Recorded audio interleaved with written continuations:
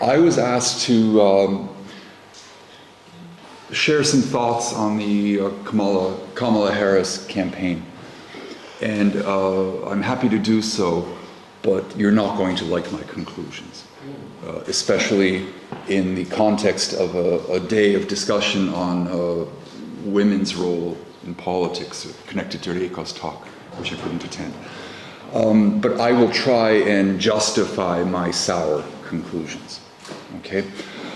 Harris is not the first female candidate. It doesn't take a long memory to go back to Hillary Clinton. And we might even go into an exercise of considering how Clinton's campaign and eventual loss affected the situation of women's rights in the United States. And that can be a jumping off. But I think if we're going to discuss Harris's character, we can't do it today in 2024. We have to wait 10, 20 years, and in retrospect, revisit the campaign, revisit the policies, and revisit the managerial experience that she's collected. So let's look at today. I looked at the New York Times this morning.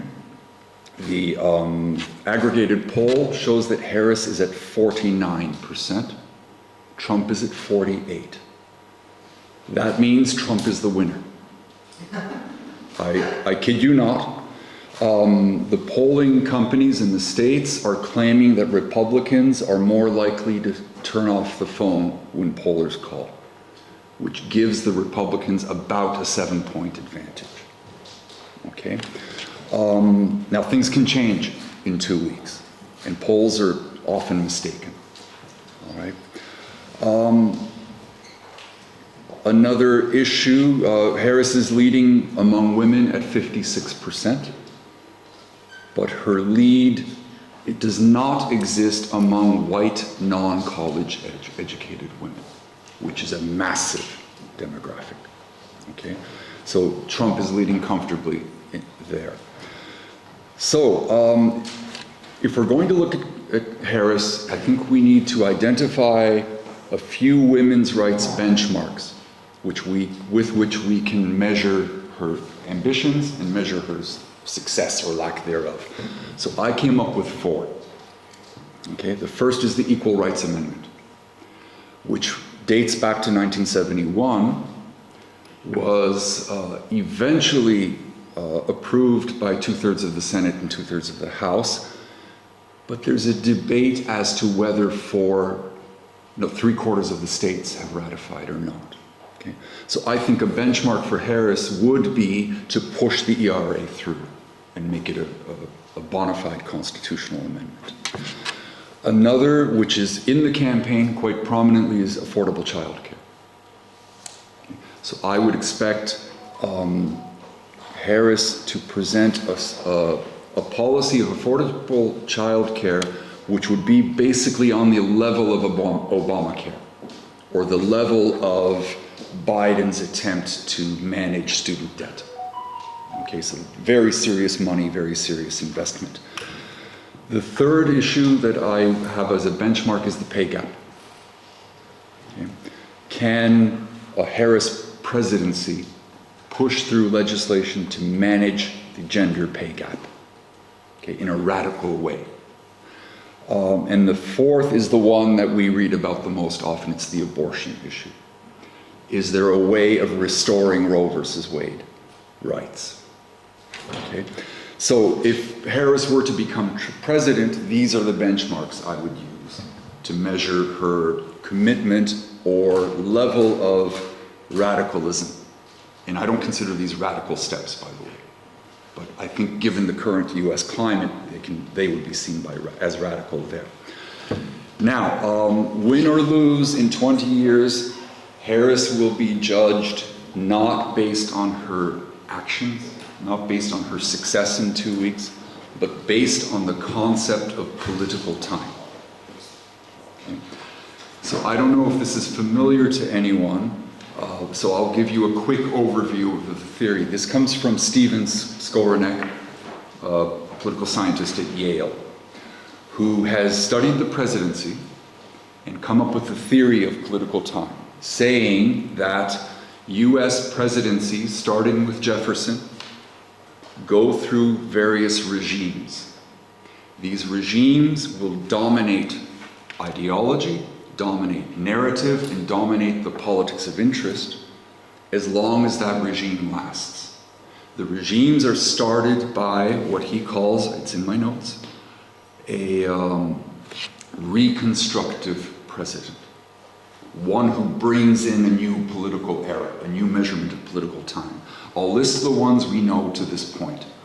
Jefferson, Jackson, Lincoln, FDR, and Ronald Reagan. Okay. The regimes end after a single-term, so-called disjunctive president. One who's so weak that they can't respond to the challenges posed to the presidential regime. Okay. These presidents, I collected them this morning: Quincy Adams, Buchanan, Hoover, and the 100-year-old Jimmy Carter. So here's my thesis. I have very extensive notes, but I'd rather just discuss. I think we're going to judge Harris based on how the next shift in political era is going to take place in the United States. And it is my conviction, and I can give you the reasons, that the Reagan era has come to a close. Okay. The Reagan era, the Reagan political regime, being characterized by things like deregulation, libertarianism, so the wish for a small state unless it's military affairs, and I won't go into further explanations of that. That regime has been in place since 1980. I argue, and we can discuss this, that we don't know the nature of the next regime yet. If you ask me to bet money, I know what I'd say.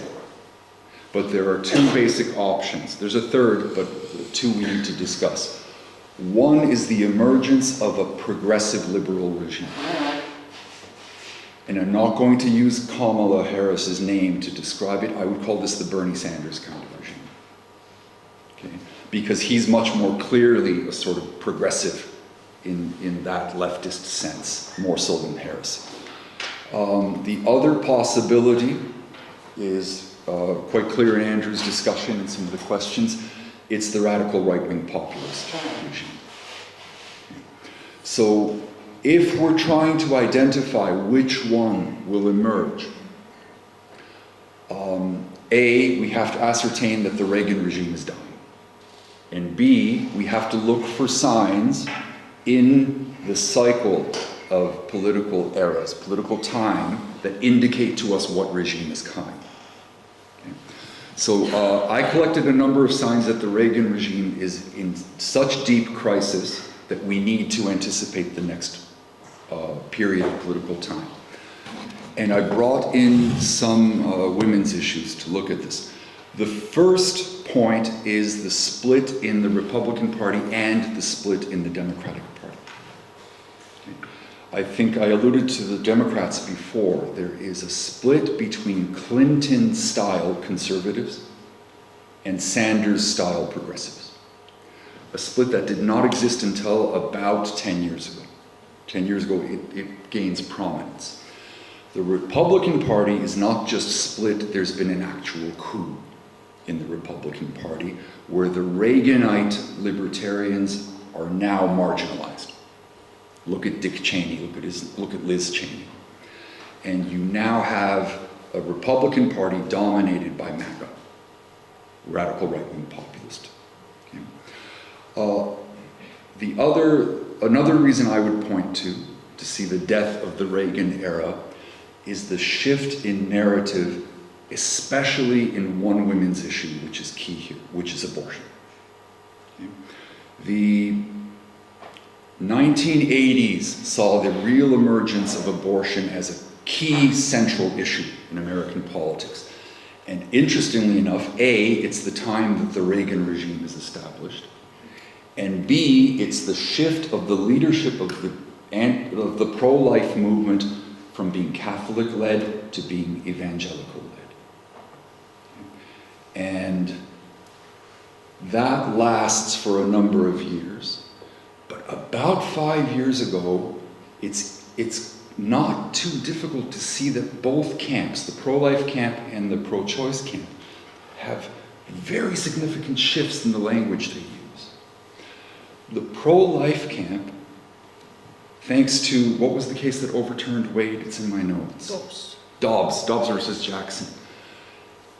The Supreme Court used states' rights, not a pro-life argument, to overturn Roe versus Wade. That's a radical shift in narrative. On the pro-choice side, there's no Supreme Court case to look at this, but you can look at the narratives in the press.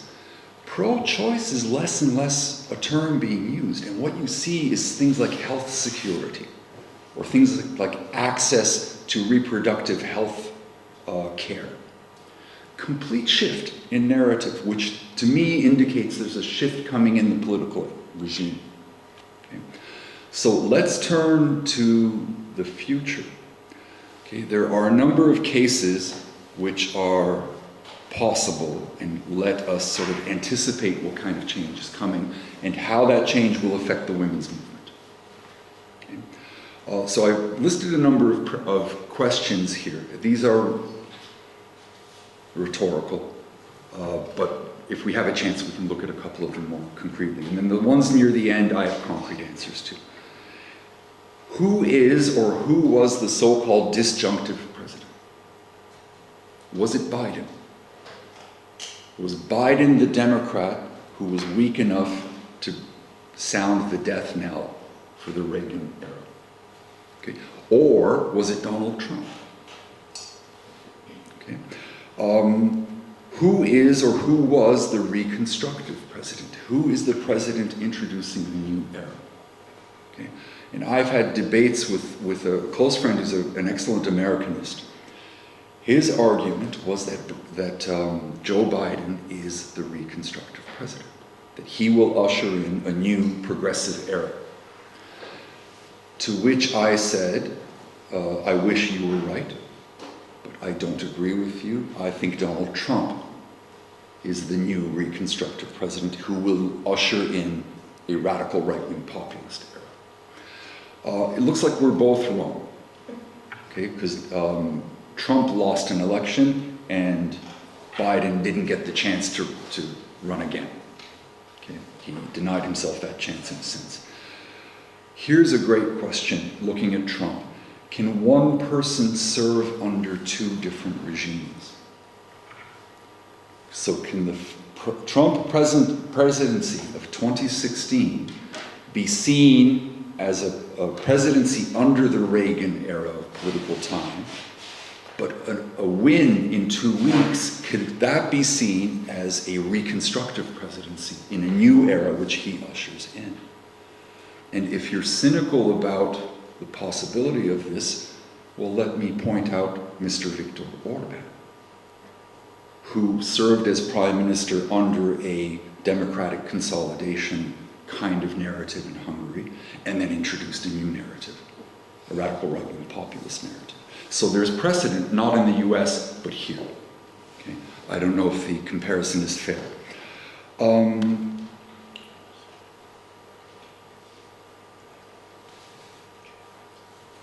Let me go into the scenarios that I think are possible.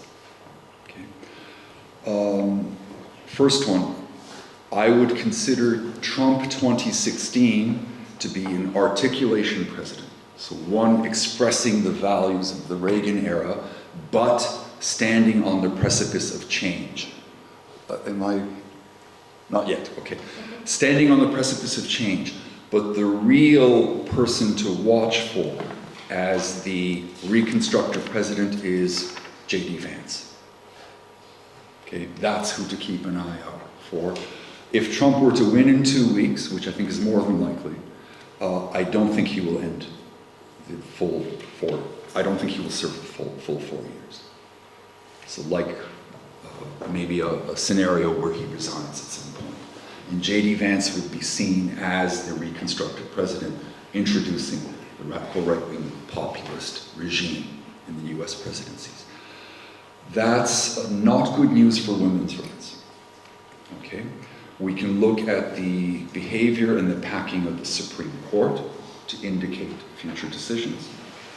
Dobbs versus Jackson, now I see it in my notes, but thank you, Yuli. Also, we can look to Europe and to J.D. Vance to see radical right-wing populist attitudes toward women. And we see a sort of dual approach to women. Women, on one hand, are being treated as the mothers of the nation, so they need to be protected, and this will tie into your talk, they need to have more children, nativist children. On the other hand, women are scary, especially strong women. So we should not have too many strong women in politics unless they represent the traditional family, like Miss Maloney can do, like Miss Le Pen can do, and in the States, I think Nikki Haley is who to watch. Okay. So that's scenario one. Scenario two is that Trump was just a disjunctive president, ushering in the end of the Reagan era. And new political time is coming in a progressive sense. Okay. What are the signposts of that? More state involvement in the distribution of healthcare, so a Europeanization of Obamacare. More equitable redistribution policies, so addressing the Elon Musk issue, addressing the 1% issue. We would see lowering of corporate welfare, so corporate interests would take a backseat. And we would see quick delivery on the benchmarks of women's rights that I listed earlier. Okay. So I'll start wrapping up. I'm very, how should I put this? Skeptical about the possibility of case two being the winner. I think case one is is what we're up against. J.D. Vance will usher in a radical right-wing era of US presidencies. Democrats who win in the next era will have to function within the narrative framework of the radical populist right, which has horrible, horrible consequences for the women's movement. Now, I need to criticize myself to close off. So this will take about a minute, maybe two. Skowronek is clearly a genius. He's radically changed how the US presidency is studied, but there is a level of historical determinism in his work, which if we take seriously criticisms of Marxism, for example, we can critique on the same grounds. One problem with historical determinism is it reduces the agency of political actors. And here I want to focus on two actors. One is Kamala Harris and her ability to change the environment and change the election results in the next 2 weeks. And the agency of the women's movement in the United States. It may be much more resilient than I'm presenting now. And it may be able to hold off a radical right-wing regime. Okay? One more thought, and I want to leave on some good news. We used to have in American studies what we called the ratchet theory of rights. I don't know if you guys know what a ratchet is. It's a wrench with which you can only tighten, you can't loosen. And the idea was that in rights, the Supreme Court's behavior was that it would grant rights, it would tighten the screw, but did not have the ability to loosen the screw, to take away rights. Now, Dobbs versus Jackson makes me think we have to throw that in the garbage. But Dobbs versus Jackson is one case among the court gets about 50 a year. So it's possible that the ratchet theory could still be applicable and that the court would actually be the defender of women's rights in a J.D. Vance styled regime. Okay, that's what I wanted to share.